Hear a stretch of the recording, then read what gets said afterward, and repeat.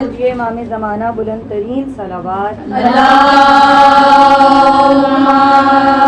صلی علی محمد و آل محمد۔ سورہ فاتحہ۔ لا حول ولا قوة الا باللہ العلی العظیم۔ اعوذ باللہ من الشیطان اللعین الرجیم۔ بسم اللہ الرحمن الرحیم۔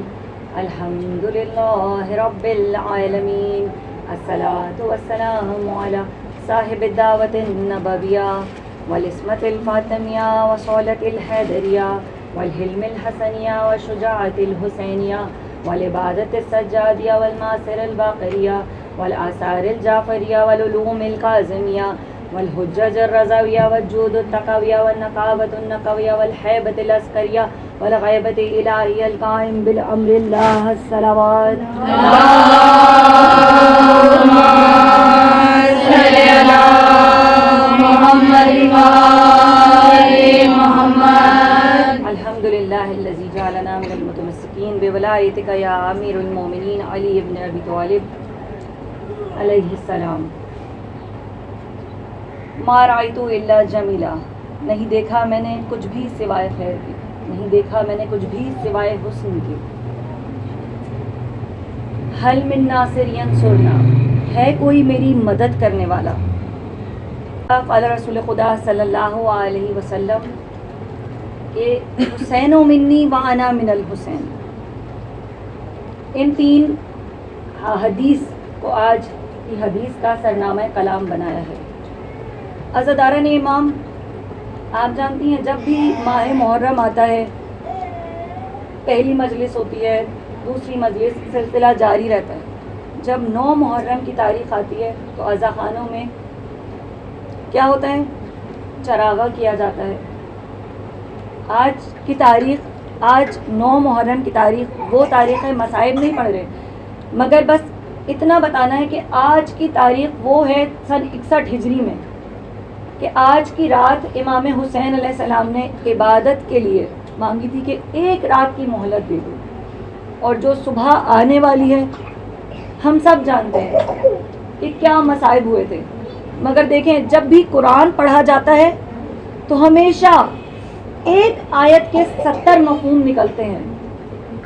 اسی طرح سے جب بھی کربلا کی داستان پڑھی جاتی ہے تو ہر ایک آنکھ میں آنسو ہوتا ہے۔ کیوں ہوتا ہے ہر ایک آنکھ میں آنسو؟ یہ جناب فاطمہ زہرا سلام اللہ علیہا کی دعا تھی، یہ جناب زینب کبریٰ کی دعا تھی، کہ جو آج بھی گھر گھر مجلس جاری ہیں۔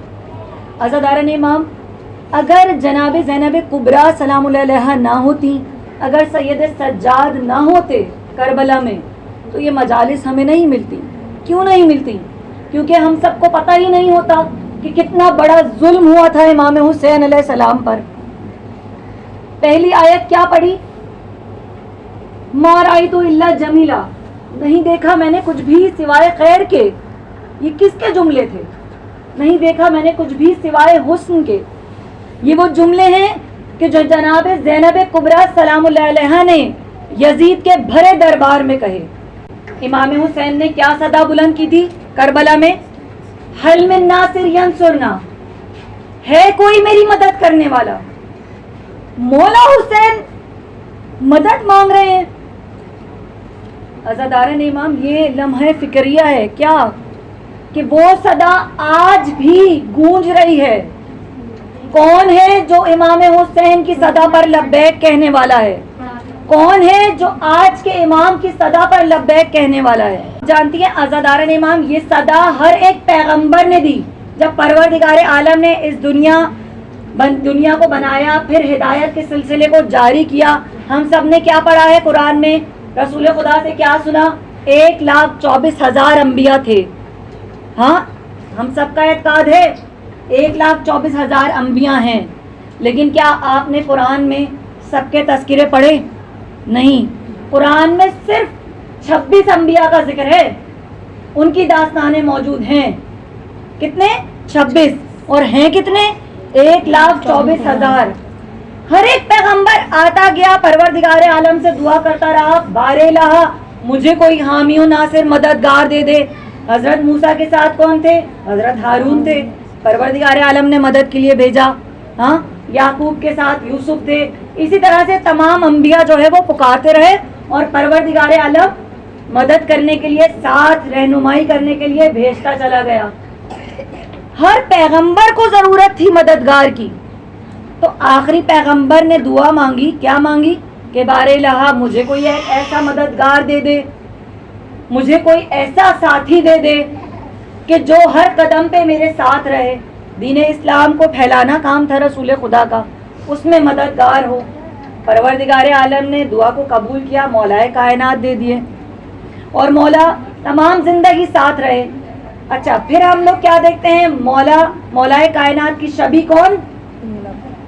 حضرت عباس. عباس کون؟ مولا عباس کون؟ سپاہی سالار، علمدار کربلا میں، لیڈر کس کے؟ امام حسین علیہ السلام کے لشکر کے. مولا نے دعا مانگی کہ ایسا ساتھی دے دے جو میرے حسین کے ساتھ ساتھ رہے.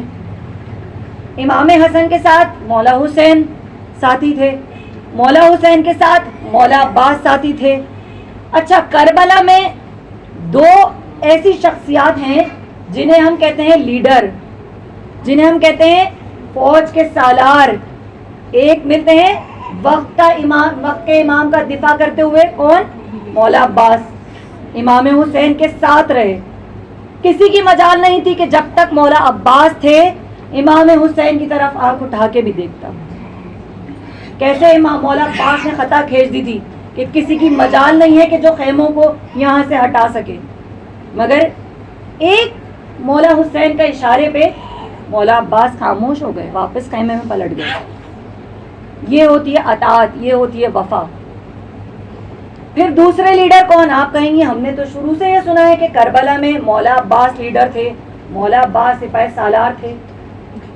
ایک دفاع کرنے والے مولا حسین کے، مولا عباس، اور مولا عباس کی شہادت کے بعد امام وقت کا دفاع کرنے والی جناب زینب کبریٰ.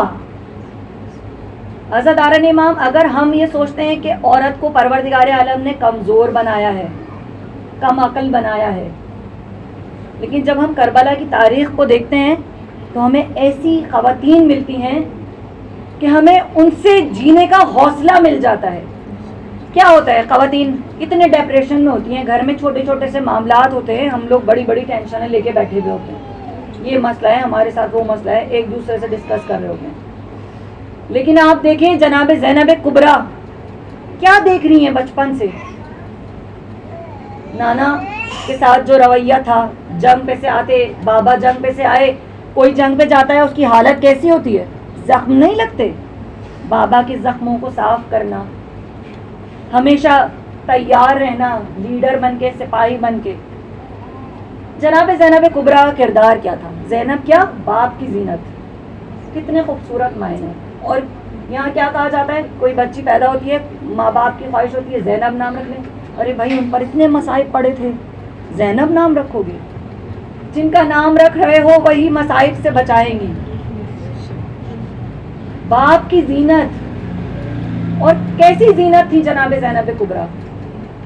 کتنی جنگیں مولا کائنات نے کی، ہمیشہ مولا کے ساتھ ساتھ رہی. پھر امام حسن، کیا دیکھا امام حسن کے دور میں؟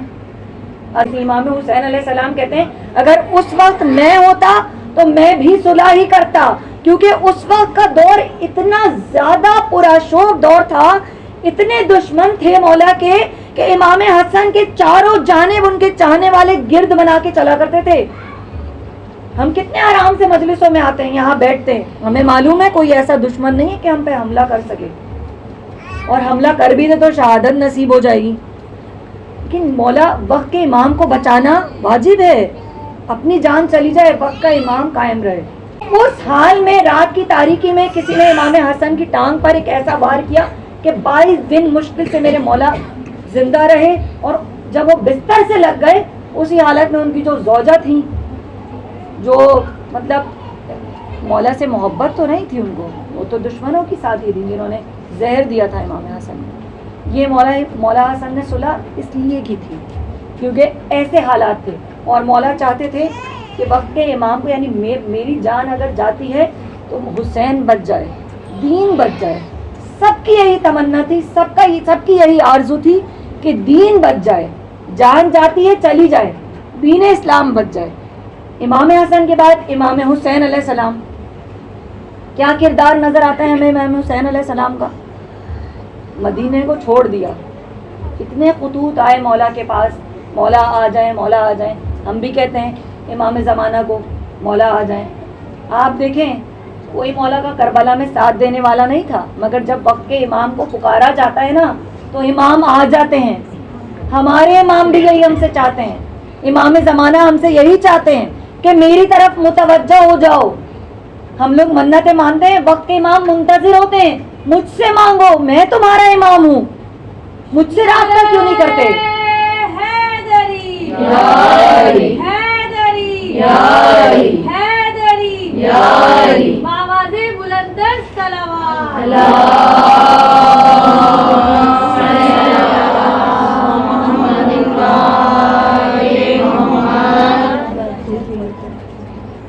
وقت کے امام بھی پکارتے ہیں۔ کس طرح پکارتے ہیں عزاداران امام؟ آج بھی امام زمانہ کی وہی صدا گونج رہی ہے، اور آوازوں کی اس گونج میں امام کی صدا دب نہ جائے۔ کیا صدا گونج رہی ہے امام زمانہ کی؟ حل من ناصر ینصرنا، کون ہے جو میری مدد کے لیے آئے؟ امام زمانہ نے بھی ویسے ہی خیمہ لگایا ہوا ہے۔ امام زمانہ کے لشکر میں کون شامل ہونا چاہتا ہے؟